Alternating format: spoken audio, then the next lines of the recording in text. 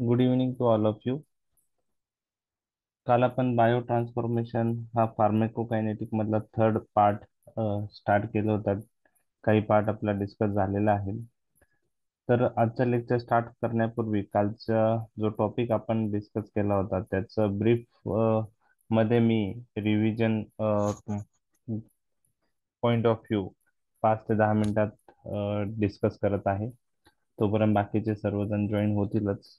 तर आपण पाहिलं होतं की bio transformation means chemical alteration of the drug in the body, and this biotransformation reaction is needed to convert non-polar form of drug into polar form.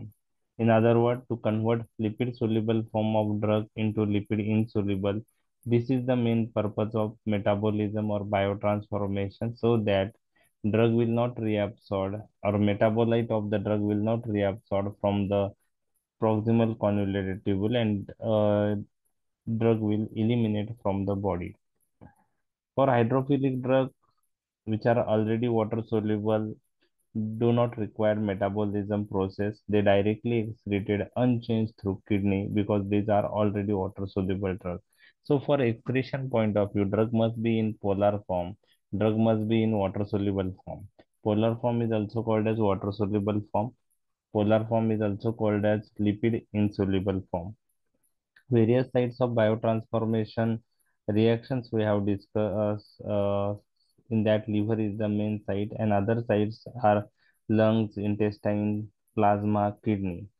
Fate of biotransformation reaction we have discussed. In majority of the reaction, active drug is converted into inactive metabolite. Example, metabolism of paracetamol, propranolol, ibuprofen. There are some reactions, biotransformation reaction, in which active drug is converted into active metabolite. So drug itself is active and its metabolite is also active. Active drug, active metabolite. Okay. So whatever effect is produced is due to summation of effect of active drug itself plus effect of its active metabolite. Example, codeine पाहिला आपण, it is converted into morphine. Morphine is also active. So both are active. Morphine is also one of the drugs which convert into morphine 6-glucuronide. Okay. So allopurinol is there. It is converted into alloxanthine. There are so many examples. Coming to the next, we have discussed prodrug. Prodrugs means these are the inactive form of these are the inactive drugs in the body. These drugs are converted into active form. So whatever effect produced is due to active metabolite. Okay, drug itself is inactive. It has no action, but it is converted into active metabolite, and active metabolite responsible for the response. Example, levodopa converted into dopamine, alpha methyl dopa converted into alpha methyl norepinephrine. All AC inhibitors are prodrug except LC, living certificate, lisinopril and captopril. Okay. Then this part we have discussed. In prodrugs and active drug, active metabolite, many examples we have discussed. Then we have discussed these biotransformation reactions. These are two types. This reaction, there are so many reactions. They are divided into phase 1 and phase 2 reactions. Okay. Phase 1 reaction consists of 5 reaction. Okay. Oxidation, reduction, hydrolysis, cyclization, decyclization. Phase 2 reaction includes glucuronide conjugation, acetylation, methylation, sulfate conjugation, glycine conjugation, glutathione conjugation, ribonucleoside and ribonucleotide synthesis.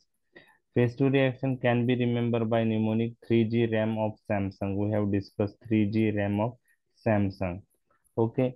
Then we have discussed microsomal and non-microsomal enzymes. In that we have discussed microsomal enzymes present on Sus endoplasmic reticulum. Example of microsomal enzymes: monooxygenase, cytochrome P450, UDP glucuronil transferase, epoxide hydrolase. These are microsomal enzyme, and we have discussed most of the these most of the oxidation, reduction, hydrolysis reactions carried by microsomal enzymes, and in phase 2 only one reaction required microsomal enzyme, and that reaction is known as glucuronide conjugation. Microsomal enzymes undergo induction, we have discussed. Coming to the non-microsomal enzymes, non-microsomal enzymes, they are present in the cytoplasm and mitochondria. Non-microsomal enzymes, example, some enzymes which produce hydrolysis like esterases, amidases. Many conjugases enzymes are non-microsomal except UDP glucuronil transferase. Non-microsomal enzymes do not undergo induction, but non-microsomal enzymes show genetic polymorphism like atypical pseudocholinesterase enzyme present in some patients. In them, succinylcholine metabolized slowly, resulting in apnea. Then, genetic polymorphism related with acetyl transferase enzyme. Some patients have slow acetylator status. Some patients have fast acetylator status. So, this is about non-microsomal enzymes we have discussed. Okay. त्यानंतर आपण phase one reaction discuss केल्या होत्या. Phase one reaction मध्ये 5 reaction आपण discuss केलेले आहेत. Oxidation, reduction, hydrolysis, cyclisation, decyclisation. Okay. So oxidation म्हणजे काय, रिडक्शन म्हणजे काय, त्याचा आपण अर्थ समजून घेतलेले आहेत. ऑक्सिडेशन चे एक्झाम्पल आपण पाहिलेले आहेत. ऍडिशन ऑफ ऑक्सिजन और रिमूव्हल ऑफ हायड्रोजन. तो addition of negatively charge radical और removal of positively charge radical, त्याला ऑक्सिडेशन असं म्हणतात. ऑक्सिडेशन मायक्रोझोमल एन्झाईम्सने पण घडून येतं. नॉन मायक्रोझोमल एन्झाईमही काही ऑक्सिडेशन रिॲक्शन घडवतात.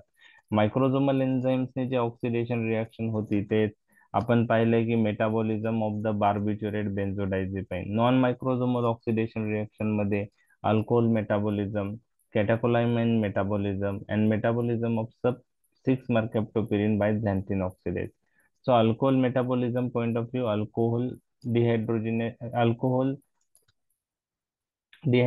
and aldehyde dehydrogenase enzyme required. For metabolism of catecholamine, MAU enzyme is required, monoamine oxidase. So these are oxidation reactions we have discussed. Then we have discussed reduction. Reduction is exactly opposite of oxidation, and how can Chintu reduce his weight is the mnemonic to remember oxidation reaction. In that we have discussed halothane, then chloramphenicol, chloral hydrate, and warfarin. So these drugs metabolized by reduction. Hydrolysis means drug react with water molecule and undergo breakdown, or there is a cleavage of the drug molecule into inactive metabolite by reacting with water molecule. So esters, amides, polypeptides, they undergo hydrolysis reaction with the help of esterases enzyme, amidases enzyme, polypeptidase enzyme respectively. Example of drugs which metabolize by hydrolysis reaction: lignocaine, procaine, cholinesters. Then we have discussed cyclization, decyclizations. As the name suggests, cyclization means straight chain compound is converted into ring structure. Example, proguanil metabolism. This is the drug useful in the treatment of malaria.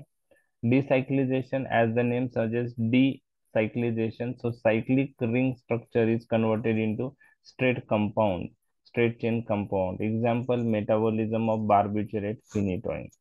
तर इथपर्यंतचा part आपण पाहिलेला होता. राहिलेला part आता आपण discuss करणार आहोत.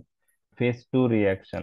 तर exam point of view simple मध्ये म्हणजे exam point of view long question याच्यावर एमबीबीएस साठी खूप वेळा येऊन गेलेला आहे, परंतु तुमच्या दृष्टीने थोडा हा question day to day clinical प्रॅक्टिसशी रिलेटेड नाहीये, त्यामुळे येण्याचे चान्सेस तसे कमी आहेत, पण येऊ शकतो असं आपण म्हणू शकत नाही की येणार नाही. त्यामुळे ऍटलिस्ट तुम्हाला रिॲक्शनचे नावं माहीत असले, एखादं त्यातलं एक्झाम्पल लिहिता आलं, तर अटेम्प्ट जरी केला तरी मोर दॅन 50% मार्क्स पडू शकतात. आता फेज टू रिएक्शन मध्ये आपण त्याला कॉन्जुगेशन रिएक्शन म्हणतो, आणि त्या रिएक्शन मध्ये पण खूप सारे एक्झाम्पल आहे, खूप सारे एन्झाईमची नावं येणार आहेत. त्यामुळं परत हा टॉपिक थोडा डिफिकल्ट वाटू शकतो. फक्त आपल्याला नॉलेज पॉइंट ऑफ व्ह्यू आपण तो ऐकावा. लक्षात किती राहील नाही राहील ते नंतर आहे, रिव्हिजननी ते लक्षात राहतं. फक्त कन्सेप्ट क्लिअर करा, त्यावर ते कॉन्सन्ट्रेट करा. तर फेज टू रिएक्शनला आपण कॉन्जुगेशन रिएक्शन असेही म्हणतो. ओके. फेज टू रिएक्शनला आपण कॉन्जुगेशन रिएक्शन्स असेही म्हणतो, त्यालाच सिंथेटिक रिएक्शन्स असेही म्हणतात. तर काय होतं फेज टू रिएक्शन मध्ये ते मी तुमच्याशी डिस्कस करणार आहे. फेज टू रिएक्शन मध्ये काय होतं ते मी तुमच्याशी डिस्कस करत आहे. तर फेज टू रिएक्शन मधला आपण कॉन्जुगेशन रिएक्शन म्हणतात. यामध्ये काय होतं की ड्रग स्वतः, ओके,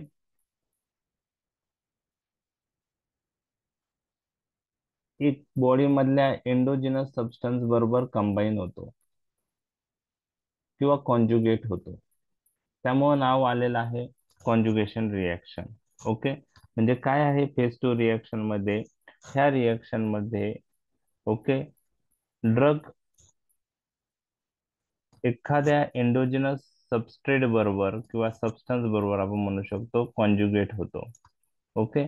आणि कॉन्जुगेट होऊन it results in formation of polar highly ionise organic acid.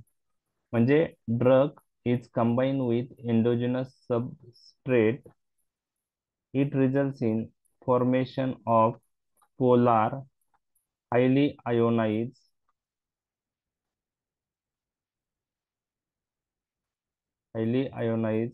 Organic acid. Okay. highly ionized organic acid, and this whatever substance is formed, it is polar ionized, so it will easily eliminated. Okay. So this is conjugation reaction. म्हणजे conjugation reaction मध्ये drug बरोबर एखादा endogenous substance काय होतो, conjugate होतो, combine होतो. बरोबर आहे.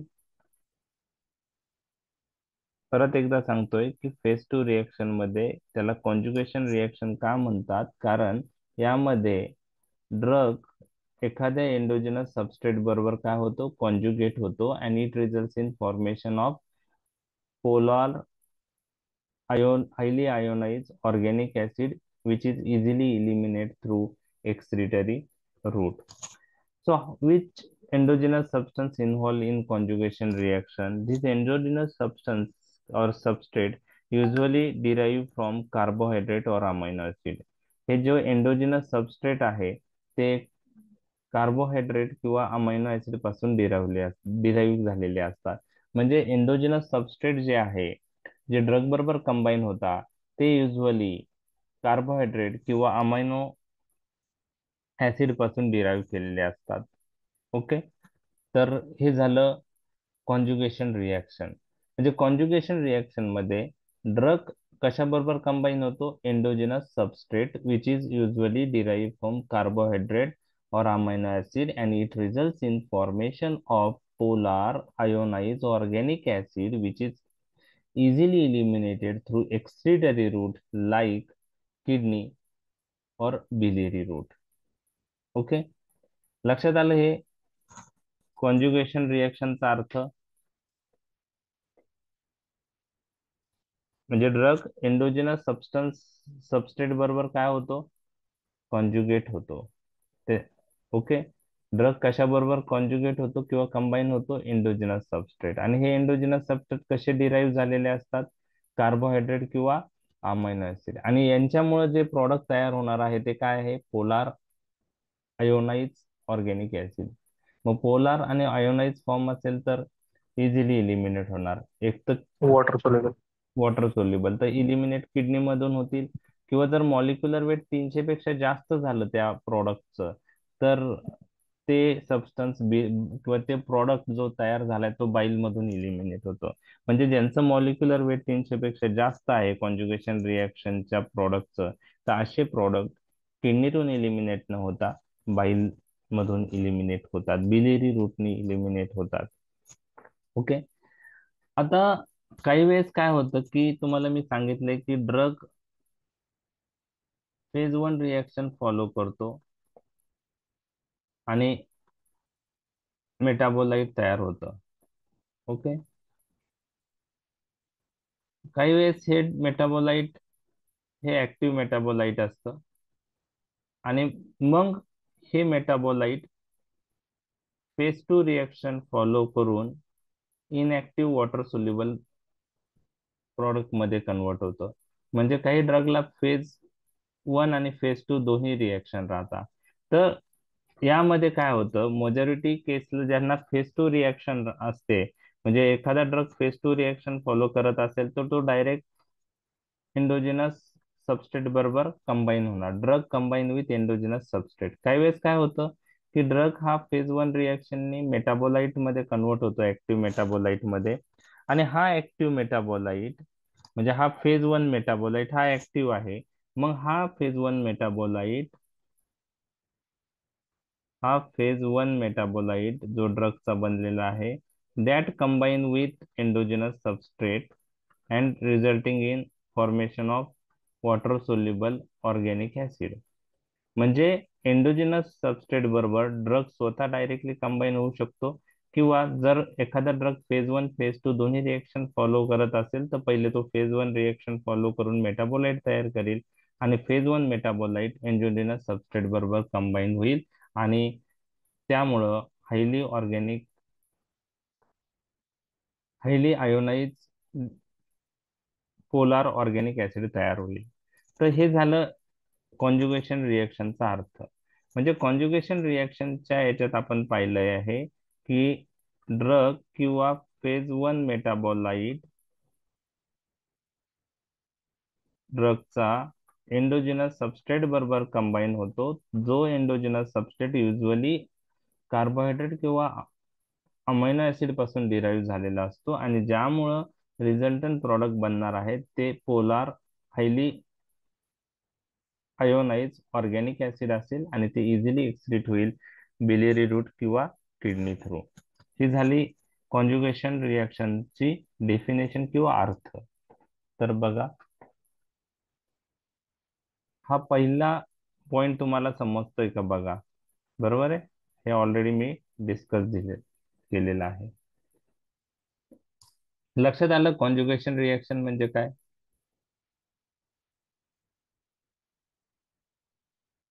काय होतं कॉन्जुगेशन रिएक्शन मध्ये ते. यस. ओके, ठीक आहे. आता काही वेळेस काय होतं, ही रिएक्शन कॉन्जुगेशन रिएक्शन होत असताना कधी कधी फ्री रॅडिकल्स बनतात. तुम्हाला माहिती आहे फ्री रॅडिकल बॉडीसाठी सेफ आहे का हानिकारक आहे. फ्री रॅडिकल्स हानिकारक. हानिकारक आहे. आन्सर. हानिकारक आहे. तर ह्या ज्या कॉन्जुगेशन रिएक्शन मध्ये काही ड्रगच्या कॉन्जुगेशन रिएक्शन घडत असताना हाय एनर्जी इंटरमिडिएट्स पण फॉर्म होतात. त्याला आपण काय म्हणतो, free radicals, high energy intermediates. So these are harmful for our body. So अशा वेळेस काय होतं की हे energy intermediate rapidly non toxic product मध्ये कन्वर्ट होणं गरजेचं आहे. कोणत्या प्रॉडक्ट मध्ये, नॉन टॉक्सिक. नॉन. आणि त्यासाठी एक इम्पॉर्टंट कॉन्जुगेशन रिएक्शन लागते, तिला नाव आहे ग्लुटॅथायोन कॉन्जुगेशन. मग तुम्हाला असा क्वेश्चन एमसीक्यू मध्ये आला की एखाद्या रिएक्शन मध्ये हाय एनर्जी इंटरमिडिएट्स फॉर्म झालेले आहेत, आणि ते हाय एनर्जी इंटरमिडिएट्स किंवा त्याला फ्री रॅडिकल म्हणतो, these are harmful for our body. So which conjugation reaction convert this high energy intermediates into non toxic metabolite. त्याचा आन्सर काय येईल.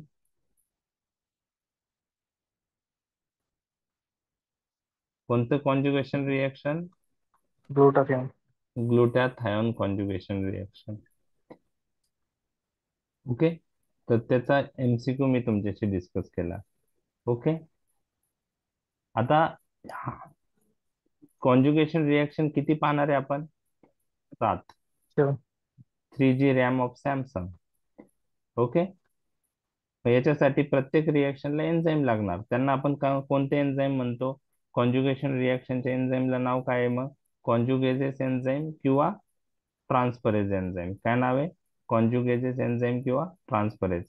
तर हे सगळ्या रिएक्शन साठीचे जे एन्झाईम्स आहेत हे नॉन मायक्रोझोमल इन नेचर आहे. एक्सेप्शन काय आहे, एक्सेप्शन कोणता एन्झाईम आहे, UDP ग्लुक्युरोनिल ट्रान्सफरेज. हा एन्झाईम ग्लुक्युरोनाइड कॉन्जुगेशन रिएक्शन साठी लागतो. आणि यूडीपी ग्लुक्युरोनिल ट्रान्सफरेज हा कोणता एन्झाईम आहे? नॉन मायक्रोझोमल आहे का मायक्रोझोमल आहे? मायक्रोझोमल. मायक्रोझोमल आहे. ओके, तर हे एमसीक्यू पण तुमची इथे क्लिअर झालेले आहे. If the metabolite weight is more than 300, sorry, such metabolite excreted through which route? Biliary route. Okay, तर काही कॉन्जुगेशन रिएक्शनचे जे मेटाबोलाइट बनतात त्यांचं जर मॉलिक्युलर वेट जास्त असेल तर असे मेटाबोलाइटचं एक्सक्रीशन हे बिलियरी रूटनी होतं. ओके, द बेसिक गोष्टी मी तुमच्याशी डिस्कस केलेल्या आहे. आता हे 7 रिएक्शन मी तुमच्याशी डिस्कस करणार आहे. तर ह्या 7 रिएक्शन मध्ये 3 पॉइंट तुम्हाला लक्षात ठेवायचं आहे की ह्या कॉन्जुगेशन रिएक्शन साठी कोणता एंडोजिनस सबस्ट्रेट लागतो, कारण ते ड्रग बरोबर कंबाईन होणार आहे किंवा फेज 1 मेटाबोलाइट बरोबर कंबाईन होणार आहे. त्यानंतर दुसरा पॉइंट तुम्हाला लक्षात ठेवायचं की ही रिएक्शन कॅरी होण्यासाठी कोणत्या एन्झाईमची गरज आहे. आणि तिसरा पॉइंट, कोणते ड्रग ह्या रिएक्शननी मेटाबोलाइज होतात. हे 3 पॉइंट प्रत्येक रिएक्शन साठी तुम्हाला थोडक्यात लक्षात ठेवायचे आहेत. तर पहिली जी रिएक्शन आहे, आता 3G रॅम सॅमसंग आपण पाहिलेलं आहे, निमोनिक पाहिलेलं आहे, एक्झाम्पल पाहिलेले आहे. आता एक एक रिएक्शन आपण पाहणार आहोत. पहिली आहे glucuronide conjugation reaction. Glucuronide conjugation reaction. आता नावावरूनच तुम्हाला लक्षात ठेवायचंय, पहा नाव काय आहे? Glucuronide conjugation reaction.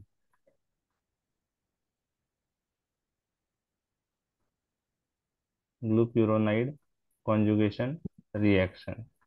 तर याच्यामध्ये तुम्हाला नाव काय लक्षात ठेवायचं की कोणता एंडोजिनस सबस्टन्स लागतो.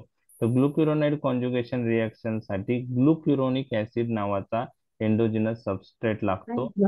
तो तो ग्लुक्युरोनाइड ग्लुक्युरोनिक ऍसिड हा ड्रग बरोबर कंबाईन होणार. म्हणजे ग्लुक्युरोनाइड कॉन्जुगेशन रिएक्शन साठी एंडोजिनस सबस्ट्रेट जो लागतो त्या सबस्ट्रेटचं नाव आहे ग्लुक्युरोनिक ऍसिड. म्हणजे नावावरूनच तुम्हाला लक्षात राहील एंडोजिनस सबस्ट्रेट कोणता लागतो. कोणता लागतो? ग्लुक्युरोनिक ऍसिड. ग्लुक्युरोनिक ऍसिड लागतो. आणि कोणतं एन्झाईम ही रिएक्शन कॅरी होण्यासाठी लागतं? तर ग्लुक्युरोनिक ऍसिड ड्रग बरोबर कंबाईन होईल. ओके, आता ग्लुक्युरोनिक ऍसिड हा जनरली कार्बोहायड्रेट पासून डिराईव्ह होतो. तर ग्लुक्युरोनिक ऍसिड आणि ड्रगचं कॉन्जुगेशन होईल. ग्लुक्युरोनिल ग्रुप हा ड्रगकडे ट्रान्सफर होईल आणि ग्लुक्युरोनिल ग्रुप ट्रान्सफर होतो म्हणून त्याला ग्लुक्युरोनिल ट्रान्सफरेज एन्झाईम म्हणतात. यूडीपी ग्लुक्युरोनिल जास्त फोडणं ट्रान्सफरेज. नाही लागलाय. तर यूडीपी ग्लुक्युरोनिल पाणी आपण ट्रान्सफरेज. गॅसवर घाललाय सगळं. पेट्रोलला कोणतरी नाही लागलं. आणि तो कोणातरी मायक्रोफोन चालू आहे, तो बंद करा. Okay, so UDP glucuronyl transferase enzyme लागतं. ओके, आणि कोणते ड्रग ह्या कॉन्जुगेशन रिएक्शननी मेटाबोलाइज होत आहे? तर क्लोरामफेनिकॉल, ऍस्पिरिन, पॅरासिटामॉल हे 3 नावं तुम्हाला लक्षात ठेवायची. काय आहे? Chloramphenicol, aspirin, paracetamol. न्यूमोनिक आहे कॅप. न्यूमोनिक आहे कॅप.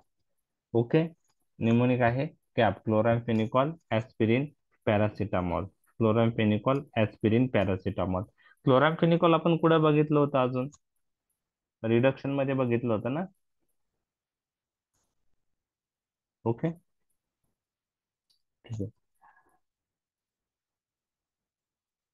ओके, लक्षात आलंय तुम्हाला ग्लुक्युरोनाइड कॉन्जुगेशन रिएक्शन? यस. ओके, आता पहा, हे आपल्या नॉलेज पॉइंट ऑफ व्ह्यू आपण इतकं डिटेल डिस्कस करतोय. तुम्हाला ग्लुक्युरोनाइड कॉन्जुगेशन साठी एंडोजिनस सबस्टन्स जो ड्रग बरोबर कंबाईन होतो त्याचं नाव आहे ग्लुक्युरोनिक ऍसिड. बरोबर? आणि ड्रग ग्लुक्युरोनिक ऍसिड बरोबर कंबाईन होतो आणि ती रिएक्शन कॅरी होण्यासाठी जे एन्झाईम लागतं ते आहे यूडीपी ग्लुक्युरोनिल ट्रान्सफरेज. कोणता आहे? मायक्रोझोमल आहे का नॉन मायक्रोझोमल?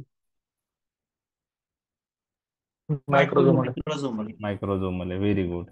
आणि आता तुम्ही 2 पॉइंट पाहिले. तिसरा पॉइंट, कोणते ड्रग ह्या रिएक्शननी मेटाबोलाइज होत आहे? खूप सारे होतात, पण आपल्याला नाव काही लक्षात ठेवायचं तर cap, cap mnemonic, chloramphenicol, aspirin, paracetamol. Okay.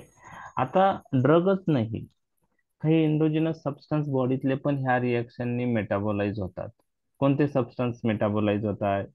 Endogenous substance, bilirubin नावाचा सबस्टन्स तुम्ही ऐकलेला आहे. स्टिरॉइडल हार्मोन्स तुम्ही ऐकलेले आहेत, ग्लुकोकॉर्टिकॉइड, मिनरलोकॉर्टिकॉइड, स्टिरॉइडल हार्मोन्स.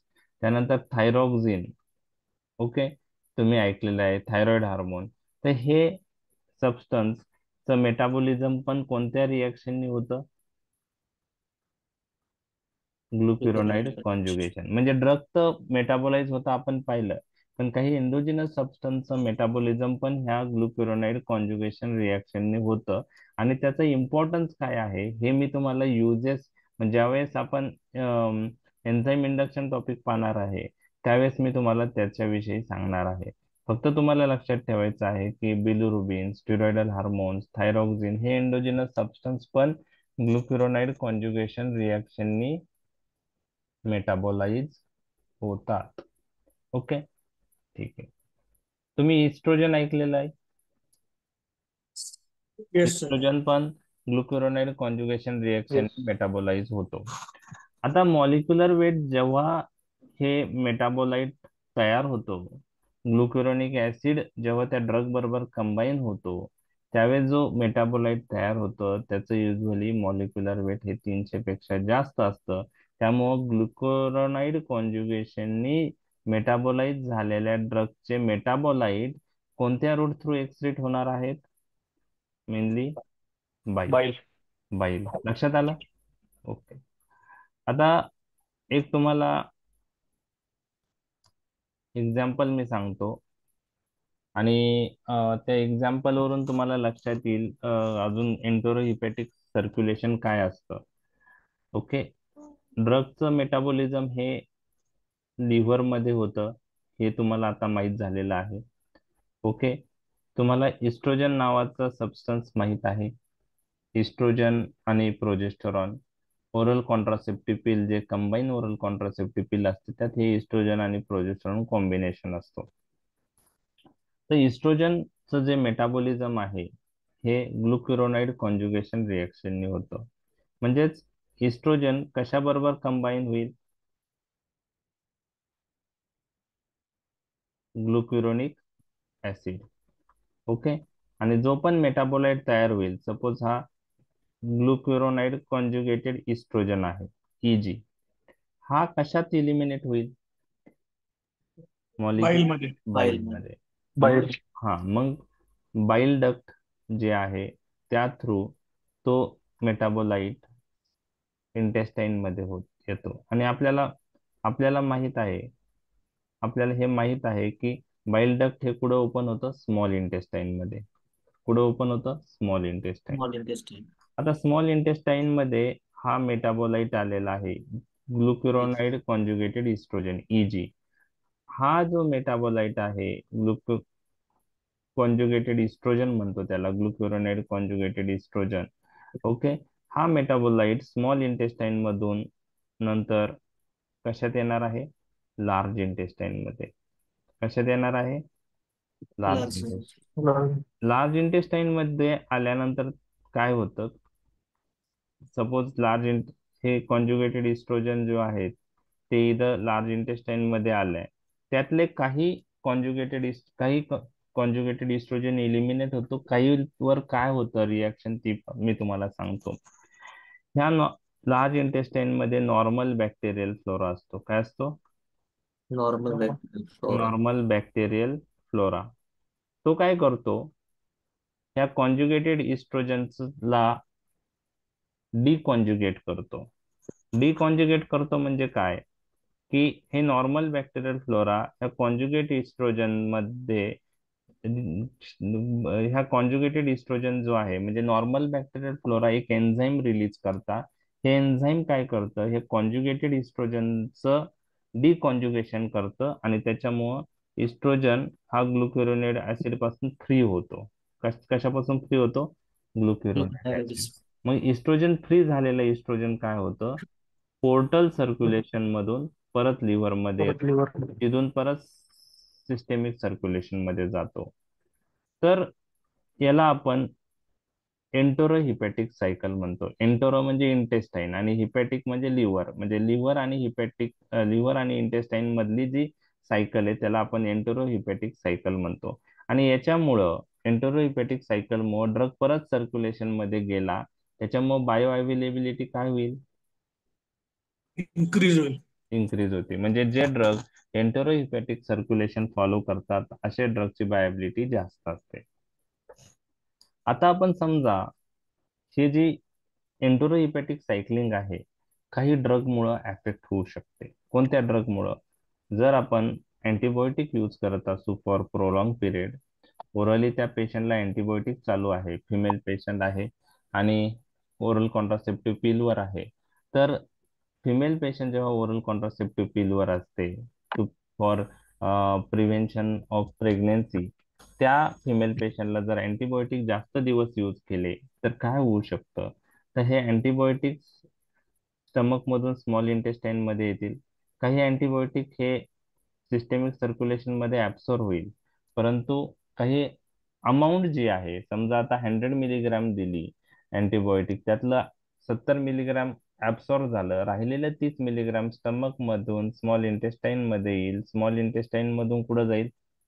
अँटीबायोटिक राहिलेले 30% large. Large intestine.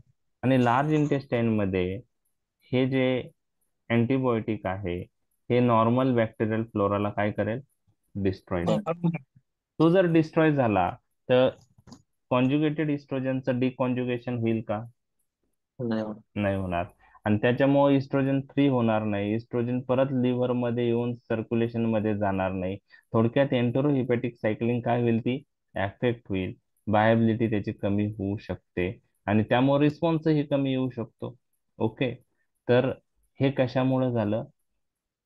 use of antibiotic for prolonged period in a female patient who is on oral contraceptive pills. So एस्ट्रोजनचा effect जर कमी झाला तर ओरल कॉन्ट्रासेप्टिव्ह पिल फेल्युअर मध्ये पण, म्हणजे ओरल कॉन्ट्रासेप्टिव्ह पिल फेल्युअर पण होऊ शकतं.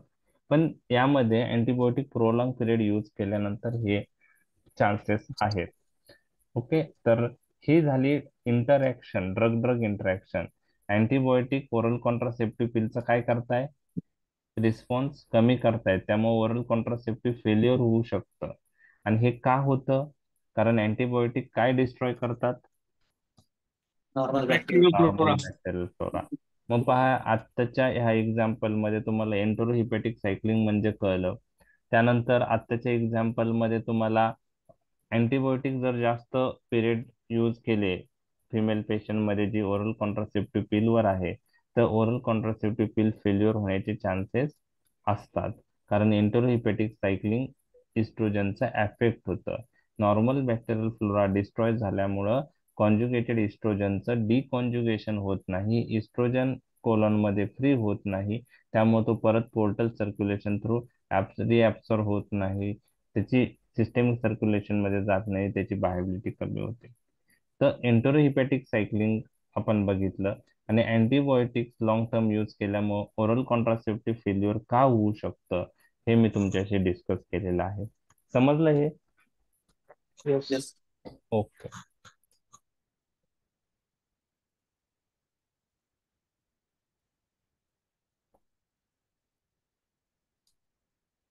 जस्ट एक मिनिट. ओके, तर लास्ट पार्ट आहे पहा, मी ऑलरेडी डिस्कस केलाय. Drug glucuronide secreted in bile can be hydrolyzed by bacteria in the gut. The liberated free drug is reabsorbed and undergoes same fate. This enterohepatic cycling of the drug prolongs its action. Example, oral contraceptive. आणि oral contraceptive failure अँटीबायोटिकने का होतं ते इथं mention नाही केलं, पण मी तुमच्याशी discuss केलं, नंतर ड्रग ड्रग इंटरॅक्शन टॉपिक मध्ये येणार आहे. ओके, आता नेक्स्ट जी रिएक्शन आहे, एक मिनिट.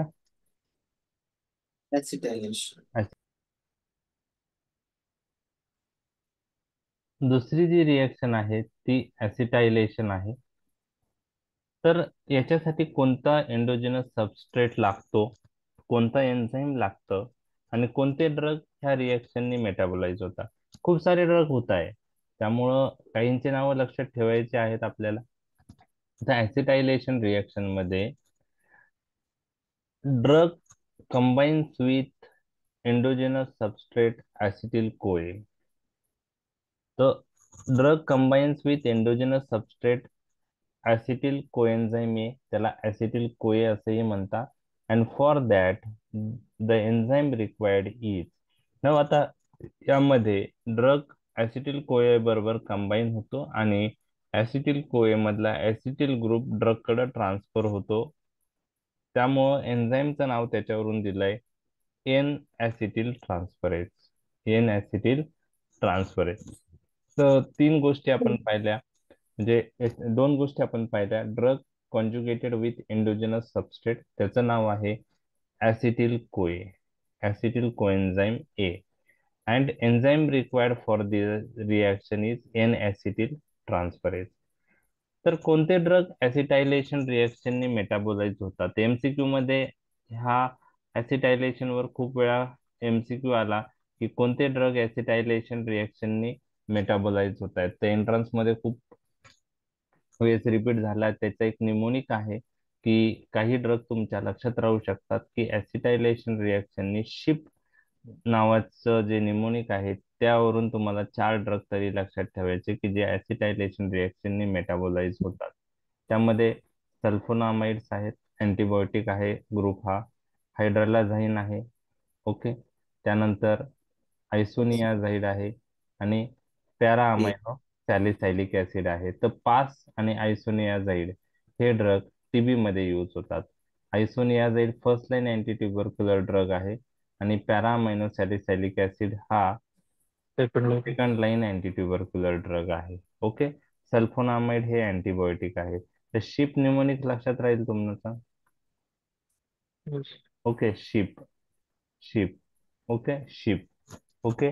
आणि सल्फोनामाइड ग्रुपचाच एक त्याच्यासारखाच ड्रग आहे, तो लेप्रसी मध्ये यूज होतो. लेप्रसीत कोणता ड्रग यूज Dapsone. होतो? Dapsone. डॅप्सोन. तर डॅप्सोन नावाचा ड्रग पण ऍसिटायलेशन रिएक्शनने मेटाबोलाइज होतो. तो सल्फा ग्रुपचा असल्यामुळं त्याचं पण त्याच रिएक्शनने मेटाबोलिझम होतं. आता तुम्हाला मी सांगितलेलं आहे की मायक्रोझोमल एन्झाईम्स हे इंड्युसर असतात. नॉन मायक्रोझोमल एन्झाईम्सचं इंडक्शन होत नाही, बरोबर आहे, परंतु ते Yes. जेनेटिक पॉलिमॉर्फिझम दाखवतात. तर एन ऍसिटिल ट्रान्सफरेज एन्झाईम जो आहे ना, हा काही लोकांमध्ये खूप फास्ट ऍक्टिंग आहे आणि काही लोकांमध्ये स्लो ऍक्टिंग आहे. तर इंडियाचा जर विचार केला तर 30 ते 40% लोकांमध्ये हा एन्झाईम हा फास्ट ऍक्टिंग आहे. त्यांना आपण फास्ट ऍसिटायलेटर स्टॅटस असं म्हणतो. आणि 60 ते 70 टक्के लोकांमध्ये हा एन्झाईम स्लो ऍक्टिंग आहे. तर मेजॉरिटी इंडियन पीपल हे थोडे लेझी असतात असं आपण म्हणू शकतो. म्हणजे त्यामुळे एन्झाईम पण हे चा विचार केला तर 60 ते 70% लोकांमध्ये हा स्लो ऍक्टिंग आहे. मग जर आयसोनियाझाईडचा विचार केला, टीबीच्या पेशंट मध्ये आपण देतो, तर स्लो ऍसिटायलेटर स्टॅटसच्या लोकांमध्ये आयसोनियाझाईडचा मेटाबॉलिझम स्लो होईल का फास्ट होईल? स्लो. Slow. आणि फास्ट ऍसिटायलेटरच्या लोकांमध्ये फास्ट होईल. म्हणजे हे पॉइंट्स पण कन्सिडर केले पाहिजे. आता एवढ्या डिटेलमध्ये आपण कोणी जात नाही, हा आयसोनियाझाईड स्टार्ट केलाय असं आहे. पण हे जेनेटिक पॉलिमॉर्फिझम ऍसिटायलेटर स्टॅटसचं तुम्हाला माहित पाहिजे. एक्झाम मध्ये कोणी एकदा डिटेल मध्ये विचारणार नाही, फक्त नॉलेज पॉइंट ऑफ व्ह्यू आपण हे डिस्कस करतोय. त्यानंतरची रिॲक्शन जी आहे ती मिथायलेशन आहे. तर मिथायलेशन रिॲक्शन वरूनच लक्षात येईल की एन्झाईम कोणतं लागतं. मिथिल ग्रुप ट्रान्सफर होतो म्हणून एन्झाईम लागतं मिथिल ट्रान्सफरेज. आता मिथिल ग्रुप ड्रगला ट्रान्सफर होतो कोणत्या एंडोजिनस सबस्टन्स कडून? Amines and phenols, sorry, methionine and cysteine. Methionine आणि सिस्टीन. तर मिथ्योनिन आणि सिस्टीन पास जे आहे ते एंडोजिनस सबस्ट्रेट ड्रग बरोबर कंबाईन होतात आणि मिथिल ग्रुप ट्रान्सफर होतो. तर मिथायलेशन रिएक्शन मध्ये तीन गोष्टी लक्षात ठेवायच्या. एंडोजिनस सबस्ट्रेट कोणता लागतो जो मिथिल डोनर म्हणून ऍक्ट होतं, तर मिथ्योनिन अँड सिस्टीन. तर हे मिथ्योनिन सिस्टीन हे अमायनो ऍसिड्स आहेत. हे मिथिल डोनर आहेत. ड्रग त्यांच्याबरोबर कंबाईन जेव्हा होतो, कॉन्जुगेट जेव्हा होतो, ती रिएक्शन जेव्हा घडून येते, तेव्हा मिथिल ग्रुप ट्रान्सफर होतो ड्रग कडं, आणि त्यासाठी एन्झाईम लागतं मिथिल ट्रान्सफरेज. तर मिथायलेशन रिएक्शनला एन्झाईम लागतं मिथिल ट्रान्सफरेज. मिथिल डोनर आहेत मिथ्योनिन अँड सिस्टीन, म्हणजे ते एंडोजिनस सबस्ट्रेट आहेत, त्याच्याबरोबर ड्रग कंबाईन होतो. So drug combines with methionine और सिस्टीन. आणि कोणते ड्रग मिथायलेशन रिएक्शनने मेटाबोलाइज होतात, परत लक्षात ठेवायला डिफिकल्ट आहेत. ओके, लक्षात ठेवायला डिफिकल्ट आहे कोणते ड्रग मिथायलेशन रिएक्शननी मेटाबोलाइज होतात. एक निमोनिक मी तुमच्याशी डिस्कस करणार आहे, मिथायलेटेड मंच कॅडबरी. ओके, तर इथं मंचचं स्पेलिंग आपण थोडं चेंज केलंय, MANCH केलंय, मिथायलेटेड मंच कॅडबरी. तर मिथायलेटेड म्हणजे मिथायलेशन रिएक्शन, मंच कॅडबरी MANCH. तर हे मंच वरून तुम्हाला मिथायलेशन रिएक्शन साठी कोणते ड्रग मेटाबोलाइज होता हे लक्षात राहील. M for methyl, M for mercaptopurine. Okay, A for adrenaline, N for nicotinic acid. Okay, त्यालाच आपण नियासिन म्हणतो. सी फॉर कॅप्टोप्रिल आणि H फॉर हिस्टामाइन. तर मंच, मिथायलेटेड मंच कॅडबरी हे एक निमोनिक आहे. मिथायलेशन रिएक्शननी जे ड्रग मेटाबोलाइज होत आहे, तर मर्कॅप्टोप्युरिन, ॲड्रिनालिन, निकोटिनिक ऍसिड, कॅप्टोप्रिल हा AC इनहिबिटर आहे, आणि हिस्टॅमाइन. हे झालं मिथायलेशन रिएक्शनचं. तर हे थोडे डिफिकल्ट वाटेल, पण तुम्हाला शेवटी चार्ट बनवलाय तो तुम्हाला सोपा जाईल. Okay, next sulphate conjugation. Okay, तर सल्फेट कॉन्जुगेशन मध्ये काय होतं ते मी तुमच्याशी डिस्कस करणार आहे. तर याच्यामध्ये अगेन एंडोजिनस सबस्ट्रेट कोणता लागतो ते तुम्हाला माहित पाहिजे. सल्फेट कॉन्जुगेशन साठी एन्झाईम कोणतं लागतं ते माहित पाहिजे. तर जसं मिथायलेशन साठी मिथिल ट्रान्सफरेज लागत होतं, ऍसिटायलेशन साठी ऍसिटिल ट्रान्सफरेज लागत होतं, तसंच सल्फेट कॉन्जुगेशन साठी सल्फो ट्रान्सफरेज एन्झाईम लागतं. आणि एंडोजिनस सबस्टन्स कोणता लागतो जो ड्रग बरोबर कॉन्जुगेट होतो, एंडोजिनस सबस्ट्रेट कोणता आहे जो ड्रग बरोबर कॉन्जुगेट होतो, तर त्या सबस्ट्रेटचं नाव आहे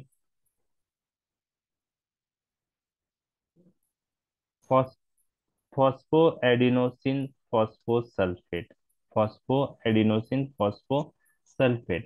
It combines with the drug.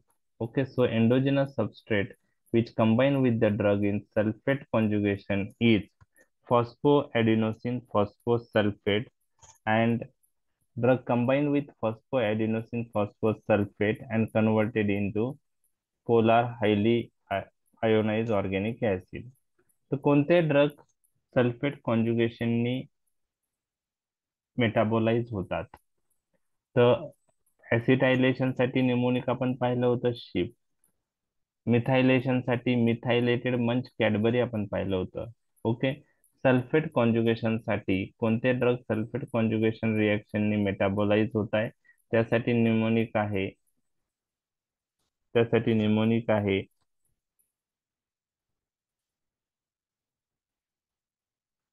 MCA.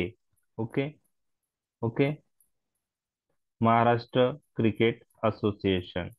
Okay, तर M for methyl sir dopa, C for chloramphenicol, A for adrenal and sex steroid. तर क्लोरॅम्फेनिकॉल पहा कुठं कुठं कुठं आलंय, सल्फेट कॉन्जुगेशन मध्ये आलंय. येस क्लोरॅम्फेनिकॉल ग्लुकुरोनाइड कॉन्जुगेशन मध्ये पण होतं. ओके, तर रिडक्शन ओके रिडक्शन मध्ये होतं, म्हणजे खूप एक ड्रग एकापेक्षा जास्त रिएक्शननी मेटाबोलाइज होऊ शकतो. तर सल्फेट कॉन्जुगेशन मध्ये सल्फो ट्रान्सफरेज एन्झाईम लागतं, फॉस्फो ॲडिनोसिन फॉस्फोसल्फेट एंडोजिनस सबस्ट्रेट लागतो. इथं मी मेन्शन केलं नाही, नंतर चार्ट मध्ये मेन्शन केलेलं आहे फॉस्फो ॲडिनोसिन फॉस्फोसल्फेट. आणि Maharashtra cricket association MCA, methyl dopa chloramphenicol adrenal and sex steroid, हे सल्फेट कॉन्जुगेशनने मेटाबोलाइज होणारे काही ड्रग आहे. ग्लायसिन कॉन्जुगेशन साठी जो एन्झाईम लागतो त्याला आपण ग्लायसिन ट्रान्सफरेज असं म्हणतो. तर एन्झाईमची नावं लक्षात ठेवायला खूप सोपी आहे. ओके. आणि एंडोजिनस सबस्ट्रेट ज्याच्यामुळं बरोबर ड्रग कंबाईन होतो तो ग्लायसिन आहे. आणि जे ड्रग ग्लायसिन कॉन्जुगेशननी मेटाबोलाइज होतात त्यामध्ये ऍटलिस्ट एक नाव लक्षात ठेवा, ऍस्पिरिन. त्याला सॅलिसायलेट्स असं म्हणतात. काय म्हणतात? सॅलिसायलेट, सॅलिसायलिक ऍसिड म्हणतात किंवा सॅलिसायलेट्स म्हणतात किंवा ऍस्पिरिन असं म्हणतात. तर ग्लायसिन कॉन्जुगेशन रिएक्शन साठी enzyme required is glycine transferase endogenous substrate with which combine with the drug is glycine, and drug which metabolized by glycine conjugation reaction is salicylate, also called as salicylic acid, also called as aspirin. Okay. आता next जे आहे ग्लुटाथायोन conjugation. तर ग्लुटाथायोन conjugation reaction मी तुमच्याशी discuss करणार आहे आणि त्याचा already मी importance सांगितलेला आहे ग्लुटाथायोन कॉन्जुगेशनचा. तर काय होतं पहा, ग्लुटाथायोन कॉन्जुगेशन फार महत्वाची रिएक्शन आहे. कशासाठी महत्वाची आहे ते मी तुमच्याशी डिस्कस करत आहे. तर ग्लुटाथायोन कॉन्जुगेशन, तर याच्यावरून एंडोजिनस सबस्टन्स तुमच्या लक्षात आला असेल. कशाबरोबर ड्रग कंबाईन होतो किंवा ड्रग फेचा फेस. Glutathione. Yes, very good. glutathione बरोबर. Okay.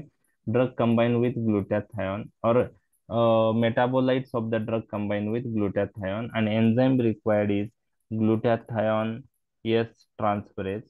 Okay, glutathione S transferase. आता काय होतं, ह्या कशासाठी ग्लुटाथायोन कॉन्जुगेशन रिएक्शन महत्वाची आहे? ऑलरेडी मी सांगितलेलं आहे तुम्हाला की काही ड्रगचं जेव्हा मेटाबॉलिझम होतं तर काही वेळेस हायली रिएक्टिव्ह कंपाऊंड्स बनतात. त्याला आपण काय म्हणतो? Free radicals. Free radicals. आणि हे फ्री रॅडिकल्स जर तयार झाले तर हे आपल्या बॉडीतल्या टिश्यूला अटॅच होऊन टिश्यू डॅमेज करू शकतात.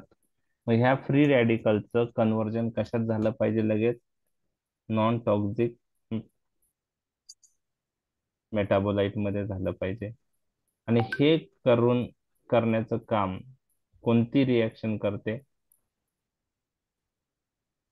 ग्लुटाथायोन कॉन्जुगेशन. ग्लुटाथिओन कॉन्जुगेट. आपल्या शरीरात जे ग्लुटाथायोन आहे ते कशाबरोबर कंबाईन होतं? हायली रिएक्टिव्ह जे फ्री रॅडिकल्स म्हणलं तरी चालेल किंवा बुक मध्ये त्याला अजून वेगळा शब्द दिलेला आहे, हायली रिएक्टिव्ह टॉक्सिक मेटाबोलाइट. ते क्विनोन किंवा इपॉक्साइड मेटाबोलाइट असतात. तर फ्री रॅडिकल्स म्हणू शकता किंवा तुम्ही क्विनोन किंवा इपी ऑक्साइड मेटाबोलाइट असं म्हणू शकतात. तर काही ड्रगच्या मेटाबॉलिझम होताना हे हायली रिएक्टिव्ह क्विनोन किंवा इपी ऑक्साइड मेटाबोलाइट बनतात. त्यालाच आपण फ्री रॅडिकल्स असं म्हणतो. आणि हे जे क्विनॉन किंवा इपॉक्साइड मेटाबोलाइट आहे हे टिश्यू बरोबर कंबाईन झाले तर टिश्यू डॅमेज करू शकतात. त्यासाठी त्यांचं नॉन टॉक्सिक मेटाबोलाइट मध्ये कन्वर्ट होणं गरजेचं आहे. आणि त्यासाठी ग्लुटाथायोन कॉन्जुगेशन रिएक्शन महत्वाची आहे. तर बॉडीमध्ये काय होतं की हे जसे इंटरमिडिएट बनतात तर आपलं जे ग्लुटाथायोन आहे बॉडीतलं ते कशाबरोबर कंबाईन होतं? ह्या हायली रिएक्टिव्ह इपॉक्साइड किंवा क्विनोन इंटरमिडिएट जे तयार झालेले आहेत, जे फ्री रॅडिकल्स, त्याच्याबरोबर कंबाईन होऊन त्यांना इनएक्टिव्ह मेटाबोलाइट मध्ये कन्वर्ट करतात. आणि त्यासाठी ही ग्लुटाथायोन कॉन्जुगेशन रिएक्शन महत्वाची आहे. तर एंडोजिनस सबस्ट्रेट काय आहे? ग्लुटाथायोन. आणि ग्लुटाथायोन ट्रान्सफरेज एन्झाईम आहे. ओके. आता एक्झाम्पल मी तुमच्याशी डिस्कस करणार आहे त्यासाठीच पण. ओके.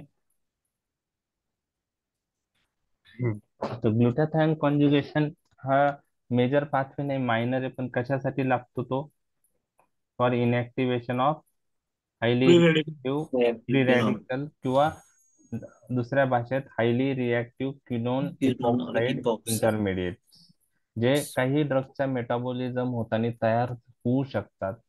बरोबर आहे. फॉर एक्झाम्पल तुम्हाला मी सांगतो.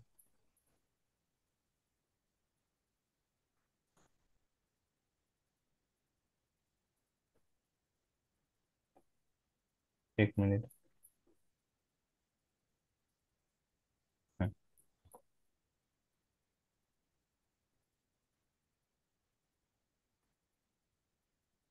पॅरासिटामॉल ऐकलंय तुम्ही? Yes. ओके. Yes, sir. तर paracetamol is converted into inactive metabolite with the help of glucuronide conjugation reaction. हे तुम्ही आता कॅप न्यूमोनिक मध्ये पण तुम्हाला आलंय पॅरासिटामॉल. ओके. तर मेजर पाथवे जो पॅरासिटामॉलचा आहे तो काय आहे? Glucuronide conjugation. Glucuronide conjugation. आणि याच्यामध्ये काय होतं, पॅरासिटामॉल इनएक्टिव्ह मेटाबोलाइट मध्ये कन्वर्ट होतो. बरोबर आहे. हा major pathway.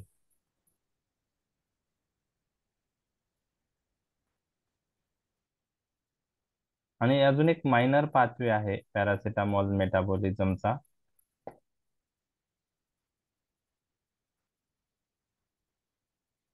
Okay. Minor pathway. Minor pathway मध्ये काय होतं, with the help of CYP2E1 enzyme. Okay. आता हे सायटोक्रोम P450 एन्झाईम सिस्टीम मधला एक एन्झाईम आहे. त्याचं नाव आहे CYP2E1. हे एन्झाईमच्या माध्यमातून पॅरासिटामॉलचं कन्व्हर्जन एक टॉक्झिक मेटाबोलाइट मध्ये होतं.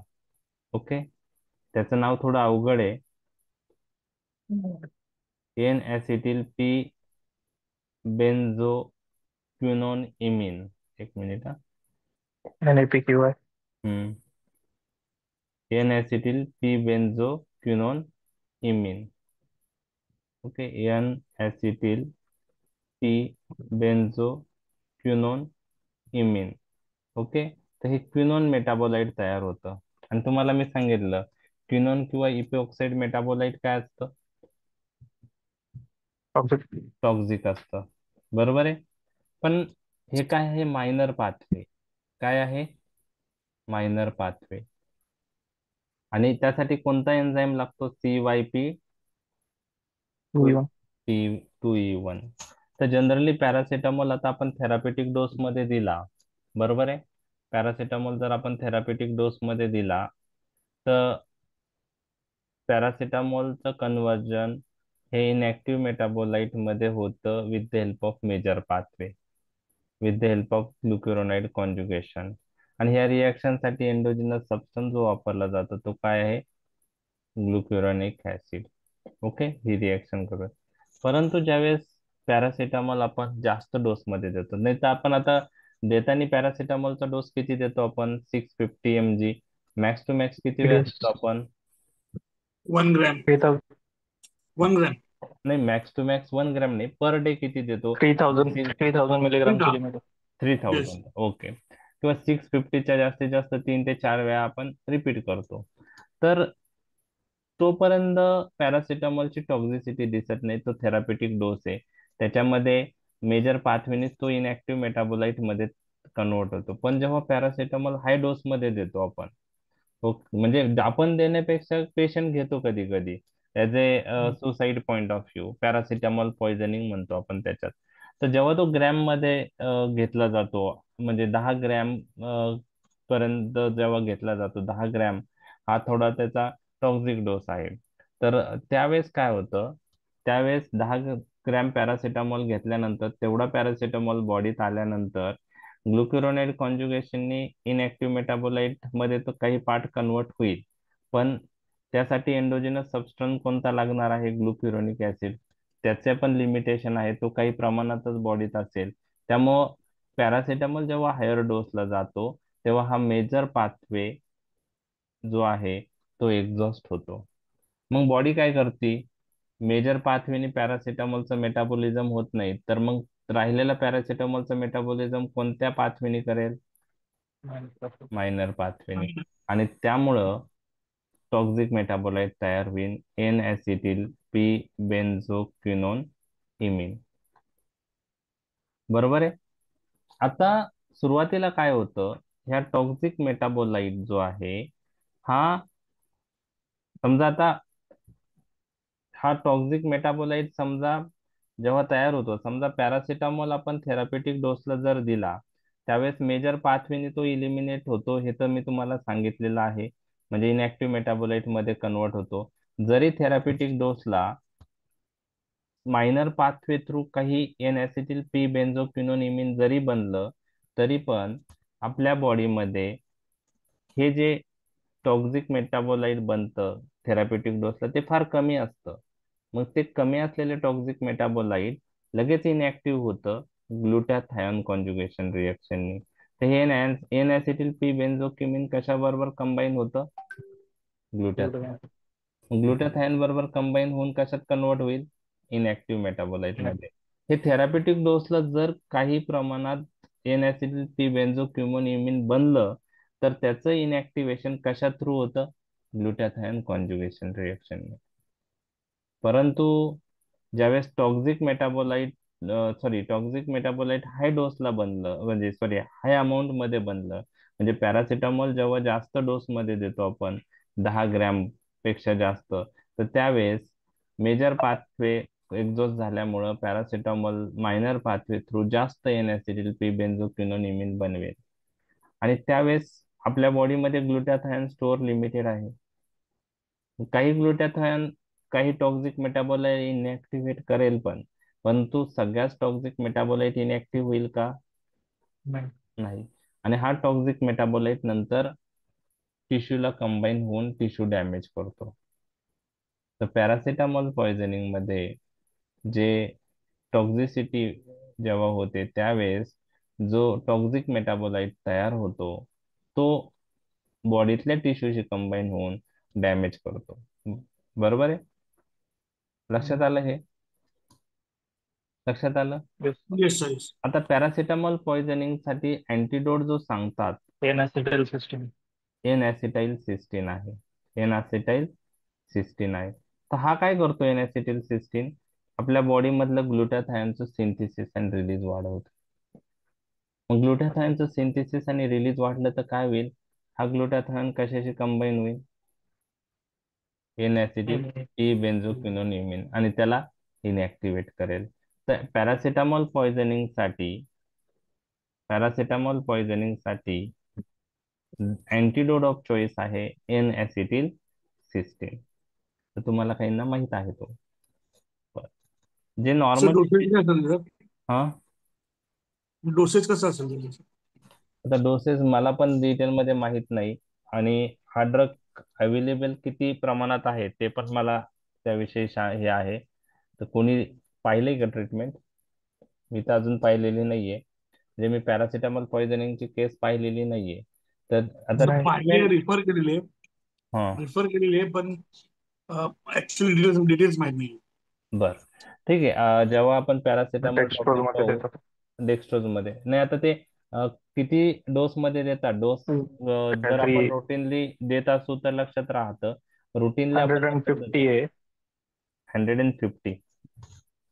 मिलीग्राम पर केजी असं काहीतरी डोस आहे. वाचलं ओके. सारखं. 150 मिलीग्राम 5% पर एक्स्ट्रोल केजी मध्ये देतात ओव्हर 1 आवर. ओव्हर 1 आवर. आता यामध्ये अजून एक पॉइंट मी तुमच्याशी डिस्कस करणार आहे, की ओव्हरऑल 10 ग्रॅम पेक्षा जास्त डोस दिला तर टॉक्झिसिटी नॉर्मल इंडिव्हिज्युअल मध्ये होती. परंतु जे क्रोनिक अल्कोहोलिकचे पेशंट असतात, क्रोनिक अल्कोहोलिक, त्यामध्ये पॅरासिटामॉल टॉक्झिसिटी ही 5 ते 6 ग्रॅमला पण होऊ शकते. किती? 5 ते 6. म्हणजे कमी डोसला टॉक्झिसिटीचे चान्सेस आहे. तर असं का? बरोबर. क्रोनिक अल्कोहोलिकच्या पेशंटमध्ये पॅरासिटामॉल टॉक्झिसिटी किंवा पॅरासिटामॉल पॉइझनिंग जी नॉर्मल इंडिव्हिज्युअल मध्ये 10 ग्रॅम नंतर होत होती, ती क्रोनिक अल्कोहोलिकच्या पेशंटमध्ये कितीला होते? 5 ते 6 ग्रॅम. ते तेवढं जरी घेतलं तरी त्या क्रोनिक अल्कोहोलिकच्या पेशंटला पॉइझनिंग मॅनिफेस्टेशन येऊ शकतात. असं का? तर मी ते सांगतोय तुमच्याशी, डिस्कस करत आहे. CYP2E1 एन्झाईम जो आहे हा कोणत्या फॅमिलीतला आहे? सायटोक्रोम P450 एन्झाईम. ही मायक्रोझोमल आहे का नॉन मायक्रोझोमल आहे? मायक्रोझोमल. मायक्रोझोमल. आणि मायक्रोझोमल एन्झाईम इंडक्शन दाखवतात का नाही? इंडक्शन दाखवतात. एन्झाईम इंडक्शन दाखवतात. एन्झाईम इंडक्शन मध्ये मायक्रोझोमल एन्झाईमचा नंबर काय होतो? Yes, sir. वाढतो. देच नाही, वाढतो. एन्झाईम इंडक्शन इंडक्शन म्हणजे वाढणे. एन्झाईम हम्म. इंडक्शन प्रोसेसने मायक्रोझोमल एन्झाईमचा नंबर वाढतो. वाढतो. तर कसा वाढतो? काही ड्रग्स, इन्सेक्टिसाइड, कार्सिनोजन ह्या एन्झाईमचे जे जीन्स आहे त्यांच्याशी इंटरॅक्ट करतात, त्या जीनला स्टिम्युलेट करतात आणि मायक्रोझोमल एन्झाईमचा नंबर वाढवतात. तर हे जे अल्कोहोलिक पेशंट असताना, तर alcohol is a inducer of CYP2E1 enzyme. म्हणजे क्रोनिक अल्कोहोलिक पेशंट मध्ये CYP2E1 मायक्रोझोमल एन्झाईमचं इंडक्शन झाल्यामुळं त्यांचा नंबर काय झालेला असतो? वाढलं. वाढलेला असतो. नॉर्मल इंडिव्हिज्युअल आणि अल्कोहोलिक पेशंट मध्ये जर CYP2E1 एन्झाईमची लेवल पाहिली तर ती जास्त कशामध्ये आहे? कोलिक. क्रोनिक अल्कोहोलिक पेशंट मध्ये.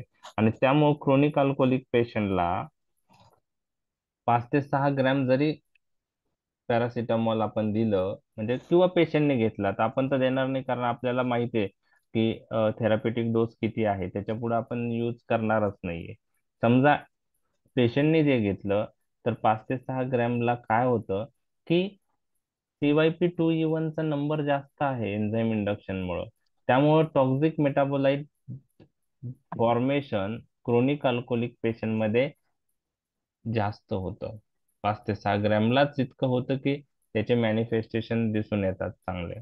त्यामुळं क्रोनिक अल्कोहोलिक पेशंट मध्ये पॅरासिटामॉल पॉइझनिंग ही 5 ते 6 ग्रॅमलाच सुद्धा होते.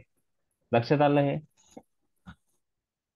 यस. आणि एन्झाईम इंडक्शन कन्सेप्ट लक्षात आला म्हणजे क्रोनिक अल्कोहोलिक पेशंट मुळे कशाचं इंडक्शन झालंय? कोणत्या एन्झाईमचं इंडक्शन झालंय? CYP2E1. CYP2 number even. वाढला, त्याचा नंबर वाढल्यामुळे पॅरासिटामॉल, तो एन्झाईम जर जास्त प्रमाणात अवेलेबल आहे तर पॅरासिटामॉलचं कन्व्हर्जन टॉक्सिक मेटाबोलाइट मध्ये जास्त होणार आहे. तर तो कन्सेप्ट तिथं आहे एन्झाईम इंडक्शन. तर हे आपण पॅरासिटामॉल जेव्हा टॉपिक बघू त्यावेळेस ते क्लिअर होऊन जाईल. ओके. तर आपण ग्लुटाथायन कॉन्जुगेशन एक रिएक्शन पाहिलेली आहे. ओके. रायबोन्यूक्लियोसाइड आणि रायबोन्यूक्लियोटाइड सिंथेसिस जी रिएक्शन आहे लास्ट, ती जनरली प्युरिन आणि पायरिमिडिन अँटीमेटाबोलाइट जे कॅन्सर मध्ये यूज होतात, त्या प्युरिन आणि पायरिमिडिन मेटाबोलाइटला ऍक्टिव्हेशन साठी हे पाथवे महत्वाचं आहे. एवढंच त्याच्याविषयी लक्षात ठेवा. Ribonucleoside and ribonucleotide synthesis, this pathway is important for activation of many purine and pyrimidine antimetabolites used in cancer chemotherapy. Okay. तर हे सगळा चार्ट मी तो आज जे आपण डिस्कस केलेला आहे तो चार्ट आहे. तर ह्या 7 रिएक्शन मध्ये महत्वाचं काय पॉइंट आहेत ते आपण पाहिलेत. कोणतं एन्झाईम लागतं, कोणता एन्डोजिनस सबस्टेट किंवा सबस्टन्स यूज होतं, आणि कोणते ड्रग त्या रिएक्शनने मेटाबोलाइज होतात, आणि जर काही निमोनिक लक्षात ठेवण्यासाठी असेल तर ते निमोनिक आपण पाहिलेलं आहे. ओके. लक्षात आलं हे? Yes, sir. ओके. तर डिटेलमध्ये आपण रिएक्शन बघितलेले आहेत. तर ओव्हरऑल तुम्हाला ऍटलिस्ट एक बायो ट्रान्सफॉर्मेशन किंवा मेटाबॉलिझम साठी किती रिएक्शन्स आहेत, कोणकोणत्या प्रकारच्या आहेत, त्याचं एक ओरिएंटेशन तरी आलेलं आहे. युनिव्हर्सिटी एक्झाम मध्ये इतके डिटेल मध्ये कोणीही तुम्हाला विचारणार नाही. बेसिक नावं जरी रिएक्शनचे लिहिले आणि एक एक्झाम्पल जरी लिहिलं तरी मोर दॅन इनफ आहे. बरोबर आहे? म्हणजे Yes. इतके डिटेल मध्ये आपण just knowledge point of view discuss करतो, कारण काही जणांना वाटेल की एवढं डिटेल अभ्यास करायचं म्हणजे पासिंग फार डिफिकल्ट आहे. तर तसा विषय नाही येतो. बरोबर. ठीक आहे. अंडरस्टँडिंग झाल्यानंतर सगळ्या गोष्टी सोप्या वाटतात. ठीक. म्हणजे कालच्या आधी तुम्हाला फेज 1 फेज 2 रिएक्शन माहित नसतील. ओके. किंवा बायो ट्रान्सफॉर्मेशनचा कन्सेप्ट माहीत नसेल, एन्झाईम इंडक्शनचा वर्ड तुम्हाला आता माहीत झालेला आहे, आणि Yes. अ, कधी तुम्हाला कोणते लिटरेचर वाचताना किंवा कलिक बरोबर डिस्कस करताना असे वर्ड आले, तर तुम्हाला ते क्लिक होणार आहे. म्हणजे हे एन्झाईम इंडक्शन वर्ड किंवा काय आहे, ह्या कधी ना कधी तुम्हाला परत येणारच आहे. तर त्याचं मिनिंग जर माहीत असेल, तर मग तुम्हाला ते जे लिटरेचर आहे ते वाचताना लक्षात येतं व्यवस्थित. तर हे जे कन्सेप्ट आहेत, आपल्याला ते कन्सेप्ट क्लिअर करायचे आहेत. ओके, ठीक आहे. आता आपलं फेज टू रिॲक्शन संपलेलं आहे. ओके, तर जस्ट मी 5-10 मिनिटात सायटोक्रोम P450 एन्झाईम सिस्टीम विषयी तुमच्याशी डिस्कस करणार आहे. आता ही एक फॅमिली आहे सायटोक्रोम P4 एन्झाईम सिस्टमची. त्यामध्ये 100 पेक्षा जास्त आयसो एन्झाईम प्रेझेंट आहेत, आणि मेनली फेज 1 रिॲक्शन साठी ते एन्झाईम्स इम्पॉर्टंट आहे. त्यामध्ये जी मोस्ट इम्पॉर्टंट रिॲक्शन आहे, मोनो ऑक्सिजनेस रिॲक्शन, ही त्या एन्झाईम सिस्टीमने किंवा ऑक्सिडेशन रिॲक्शन साठी हे एन्झाईम महत्वाचे आहेत. तर त्यामध्ये खूप सारे एन्झाईम्स आहेत. मोर दॅन 100 आयसो एन्झाईम मी तुमच्याशी डिस्कस केलंय, ते की 100 पेक्षा जास्त एन्झाईम ह्या फॅमिलीमध्ये आहे, आणि त्याचं एक नॉमेनक्लेचर आहे. म्हणजे आता एक एक्झाम्पल पाहूया. हे CYP3A4 आहे, बरोबर आहे. त्याच्या आधी आपण अल पॅरासिटामॉलच्या ह्याच्यात CYP2E1 पाहिलेला आहे. तर हे 3 स्टँड्स फॉर फॅमिली नॉमेनक्लेचर मध्ये, आणि it is designated by numerals 1 2 3 4 5. Then next is A.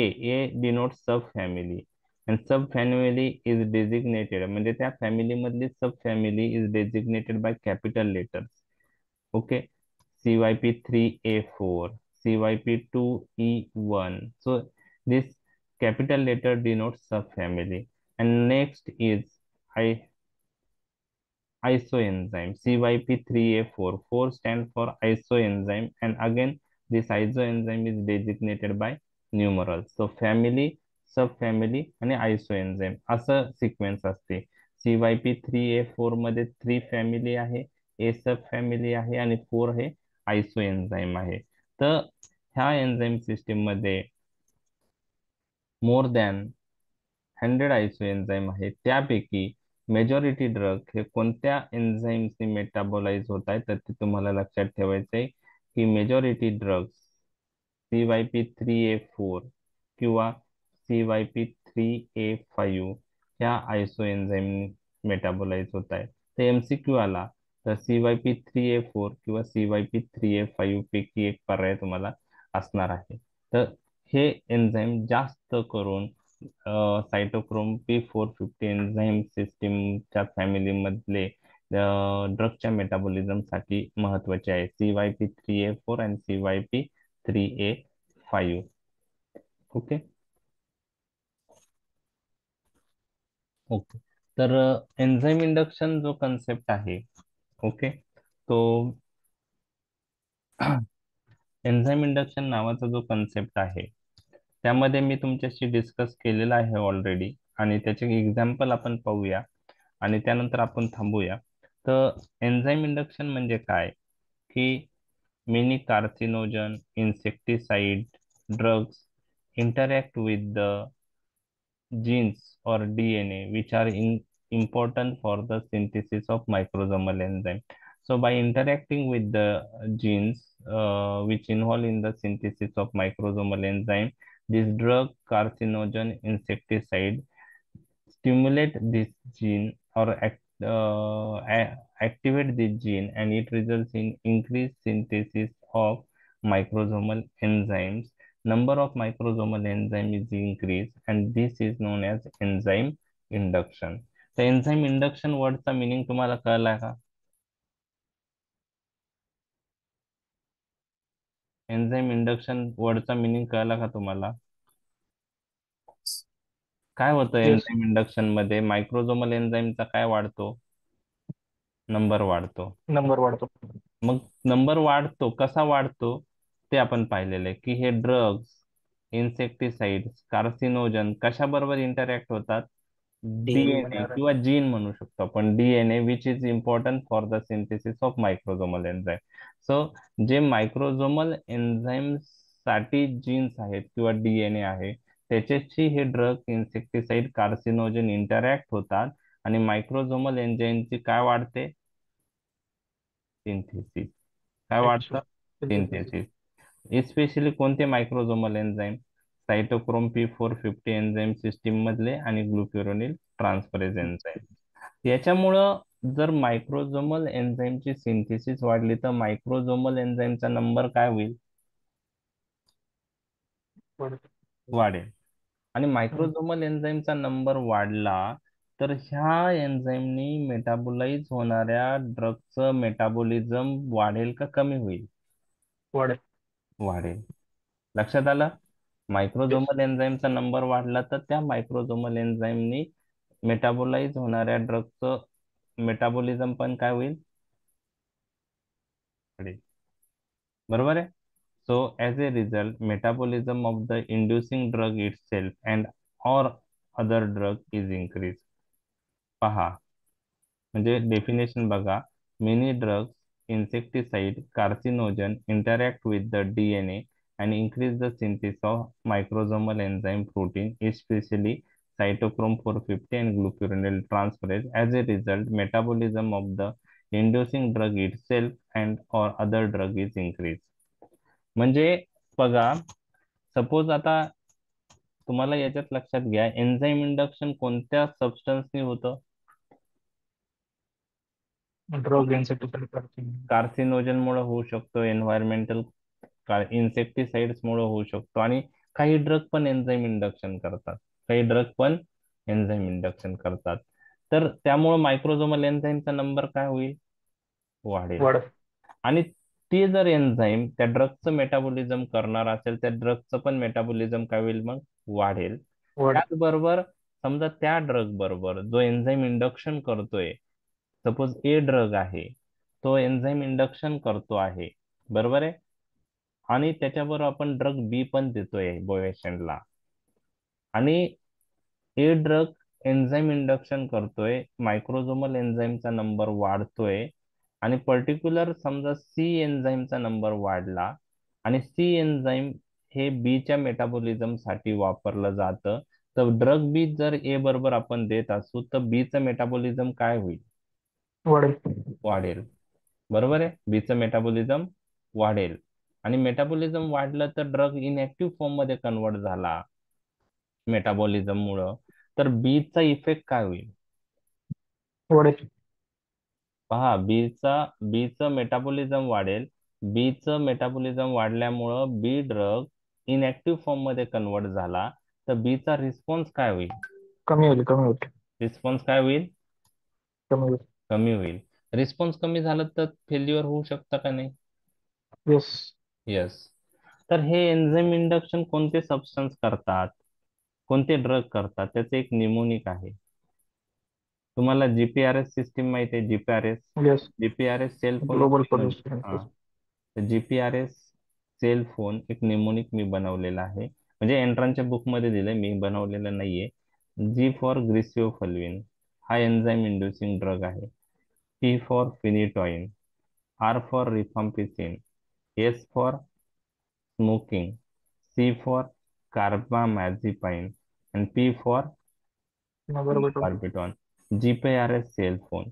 GPRS cell phone हे निमोनिक तुम्हाला एन्झाईम इंड्युसर सबस्टन्सचे काही नावं लक्षात ठेवण्यासाठी उपयुक्त आहे. जी वरून काय? ग्रिसिओफल्विन. कोणता ड्रग आहे हा? Anti fungal. Phenytoin epileptic. Rifampicin anti antituberculous. Smoking पण एन्झाईम कार्सिन. Carbamazepine again anti epileptic. Epileptic आहे. न्यूरोलजिया, ट्रायजेमिनल न्यूरोलजिया मध्ये. Very good. Phenobarbitone anti epileptic. म्हणजे phenytoin, carbamazepine, phenobarbitone 3 anti epileptic drug आहे. बरोबर आहे. रिफाम्पिसिन आहे, ग्रिसिओफल्विन, जीपीआरएस सेल फोन. हे सबस्टन्स काय करतात? एन्झाईम वाढवतात. इंडक्शन करून मायक्रोझोमल एन्झाईमचा नंबर वाढवतात. त्यामुळे स्वतःच तर मेटाबॉलिझम वाढू शकतो जर हे ड्रग त्याच एन्झाईमने मेटाबोलाइज होत असतील तर.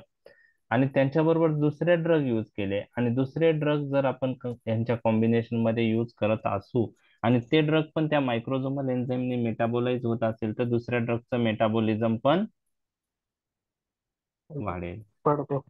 आणि त्यामुळे त्यांचा इफेक्ट काय होईल? कमी होईल. कमी होईल. तर एक एक्झाम्पल घेऊन आपण थांबूया कारण हळूहळू नंबर 18 वरून 13 वर आलाय पार्टिसिपंटचा. ठीक आहे.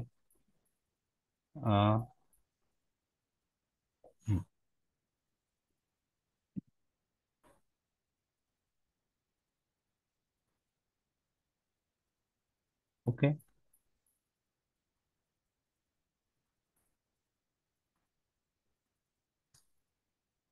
वारफेरिन होती. रिफाम्पिसिन नावाचा ड्रग तुम्हाला माहिती आहे? येस. Yes, sir. पुढे यूज करतात टीबी मध्ये. अँटी ट्युबरक्युलर. हा. आता सपोज तुम्हाला आता मी एक केस सांगतो की एक फिमेल पेशंट आहे. ती ओरल कॉन्ट्रासेप्टिव्ह पिलवर आहे. ओके. ओरल कॉन्ट्रासेप्टिव्ह पिलवर तिने ओरल कॉन्ट्रासेप्टिव्ह पिल का घेत आहे ती? To prevent pregnancy. तर कॉन्ट्रासेप्टिव्ह पॉईंट ऑफ व्ह्यू तिला टीबी डायग्नोज झाला आणि त्या फिमेल पेशंटला डॉक्टरने अँटी टीबी ड्रग स्टार्ट केले. तर अँटी टीबी ड्रग स्टार्ट केल्यानंतर एक 1.5-2 महिन्यानंतर ती परत डॉक्टरकडे येते आणि ती सांगते की ह्यावेळेस जे मेन्स्ट्रुअल ब्लिडिंग आहे ते झालेलं नाहीये आणि प्रेग्नन्सी टेस्ट पॉझिटिव्ह आहे. तर व्हॉट इज द रिझन? बरोबर आहे. तर हे ओरल कॉन्ट्रासेप्टिव्ह पिल फेल्युअर झालेली केस आहे. पण ती का झाली? तर त्याचं रिझन मी तुमच्याशी डिस्कस करतोय. जेव्हा पेशंट ओरल कॉन्ट्रासेप्टिव्ह पिलवर आहे फिमेल पेशंट आणि जेव्हा अँटी ट्युबरक्युलर ड्रग स्टार्ट करतो त्यामध्ये एक ड्रग आहे रिफाम्पिसिन. बरोबर. रिफाम्पिसिन हे एन्झाईम इंड्युसर आहे हे तर लक्षात आलं तुमच्या आता. बरोबर आहे. मग रिफाम्पिसिन काय करेल? मायक्रोझोमल एन्झाईमचा नंबर काय करेल? वाढवेल. मायक्रोझोमल एन्झाईमचा नंबर वाढला आणि तेच मायक्रोझोमल एन्झाईम ओरल कॉन्ट्रासेप्टिव्ह पिल मधले जे ड्रग आहे इस्ट्रोजन. ओके.